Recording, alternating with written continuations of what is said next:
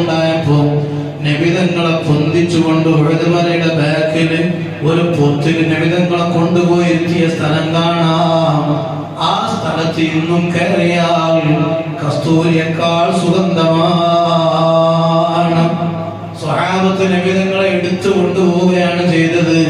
തങ്ങൾക്ക് ഞങ്ങൾക്ക് എന്തു പറ്റിയാലും തങ്ങൾക്കൊന്നും പറ്റരുത് എന്ന് കരുതിയവർ കൊണ്ടുപോയി ശരീരം ഒരു നോക്കാതെ നബിതങ്ങളെ കൊണ്ടുപോയി സൈഫാക്കി വെച്ച സ്ഥലം ഇന്നും മദീനത്ത് പോയാൽ ഉഹദിന്റെ സ്ഥലത്ത് പോയാൽ നമുക്ക് കാണാം.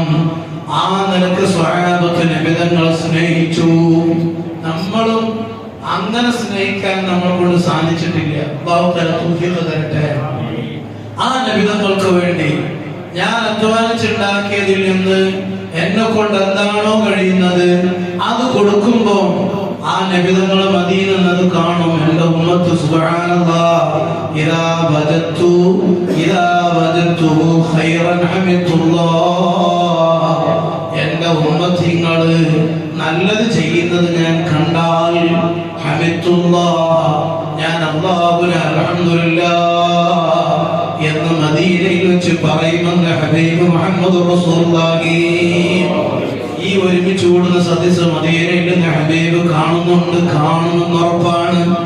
നമ്മൾ ഓരോന്ന് പറയുന്നതും ഹബീബ് കാണുമെന്ന് ഉറപ്പാണ്. ആ ഹബീബിന് വേണ്ടിയാണ് നമ്മൾ സംസാരിക്കുന്നത്. ആ ഹബീബിന്റെ മീലാദ് ഭംഗിയായി ആഘോഷിക്കാൻ, നമ്മളെ മക്കളെ സന്തോഷിപ്പിക്കാൻ, നമ്മുടെ നാടിനെ സന്തോഷിപ്പിക്കാനാണ് നമ്മൾ ഒരുമിച്ച് കൂടിയത്. അതിന് നമ്മൾ എന്ത് ചെയ്താലും അതിനൊന്നും ഏറെ വരില്ല. അതൊക്കെ ഹബീബിന്റെ ശഫാഅത്ത് ലഭിക്കാൻ കാരണമാണ്. നമുക്ക് ഹബീബിന്റെ ശഫാഅത്തല്ലേ കിട്ടേണ്ടത്.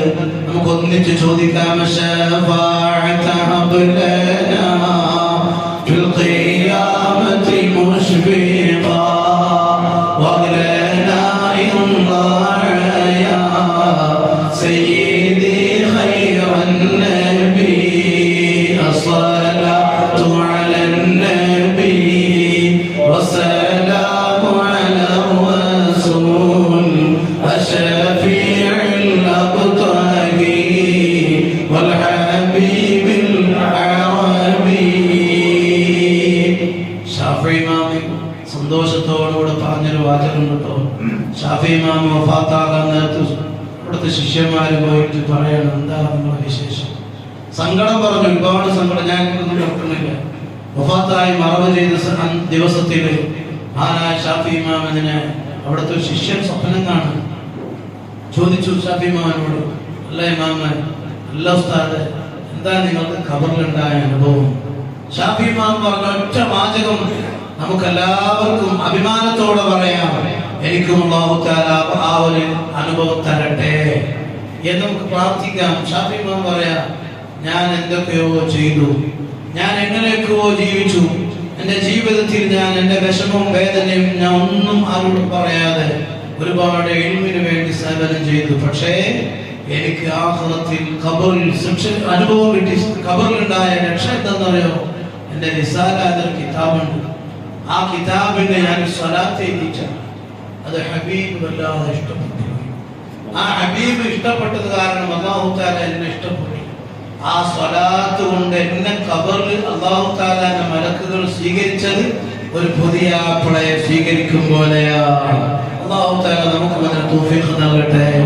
ഒരു പുതിയ ആപ്പിള ഇങ്ങനെ വരുമ്പോ, പന്തലിൽ വരുമ്പോ നല്ല കസേര, അതിന് നല്ല ഉഷാറായി ഷീറ്റൊക്കെ വിരിച്ച് അങ്ങനെ സന്തോഷത്തോടെ സ്വീകരിക്കുന്ന ഒരു സ്വീകരണമല്ലേ? അതേ സ്വീകരണമാണ് എനിക്ക് കിട്ടിയത്. അതിന്റെ കാരണം ഞാനൊരു സ്വലാത്തിന്റെ കിതാബിൽ ചൊല്ലിയതാണ്. ആ സ്വലാത്തിന്റെ അർത്ഥം എന്താണ്? സ്വലാത്ത് ചൊല്ലുന്ന ആളുകളുടെ എണ്ണത്തിനനുസരിച്ചും ചൊല്ലാത്ത ആളുകളുടെ എണ്ണത്തിനനുസരിച്ചും പടച്ചവനെ നീ റസൂലുള്ളാഹിന്റെ വേണ്ടി സ്വലാത്ത് ചെയ്യണേ എന്ന് അർത്ഥം വരുന്ന ഒരു സ്വലാത്ത് ഞാൻ ചൊല്ലി. ആ സ്വലാത്ത് കാരണം എന്നെ ഖബറിൽ അല്ലാഹു തആലയുടെ മലക്കുകൾ സ്വീകരിച്ചത് പുതിയ ആപ്പിളയെ സ്വീകരിക്കും പോലെയാണ്.